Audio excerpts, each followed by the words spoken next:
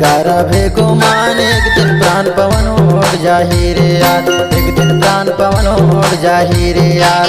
लग जाही तन मायाग चोला माटी माँ मिल जाही रे दो, हे लग जाही तन मायाग चोला माटी माँ मिल जाही रे दो।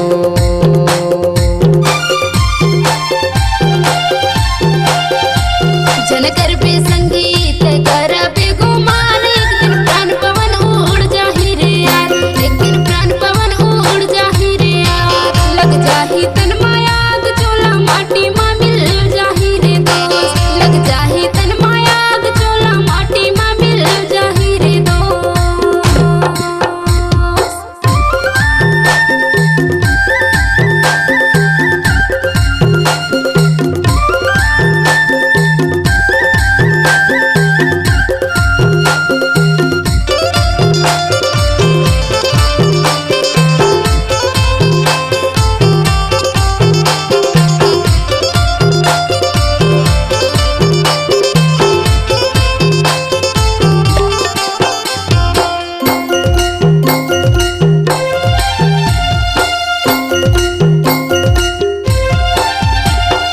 लंका के रहैया रावण ज्यादा अभिमानी, हाय ज्यादा अभिमानी। लंका के रहैया रावण ज्यादा अभिमानी, हाय ज्यादा अभिमानी।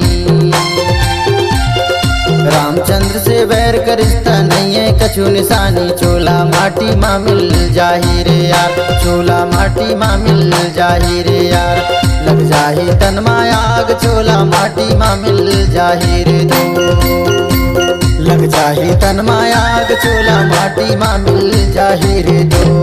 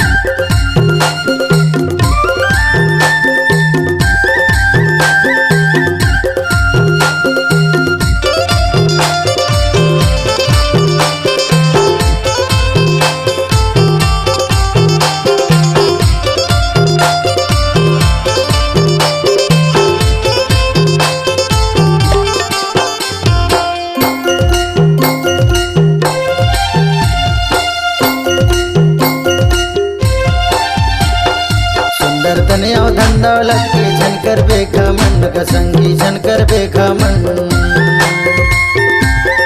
सुंदर तने धन दौलत के झनकर बेखमन का संगी झनकर बेखमन। हरि चरण माँ ध्यान लगा ले और कर ले सत्संग, चोला माटी माँ मिल जाही रे यार, चोला माटी माँ मिल जाही रे यार।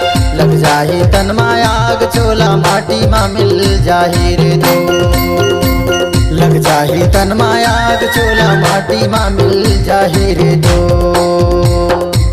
जनकर भी संगीत ग्यारह भेगो मान एक दिन प्राण पवन उड़ जाही रे यार, एक दिन प्राण पवन उड़ जाही रे यार। लग जाही तन मायाग चोला माटी माँ मिल जाही रे दो, हे लग जाही तन मायाग चोला माटी माँ मिल जाही रे दो।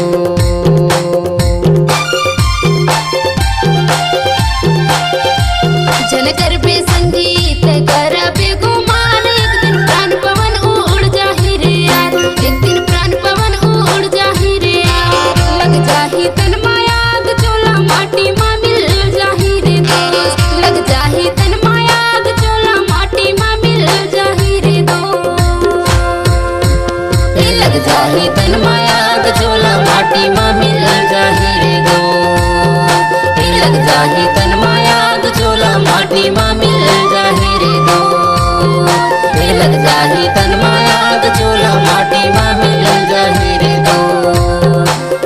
लग जाही तन मायाग चोला माटी मा मिल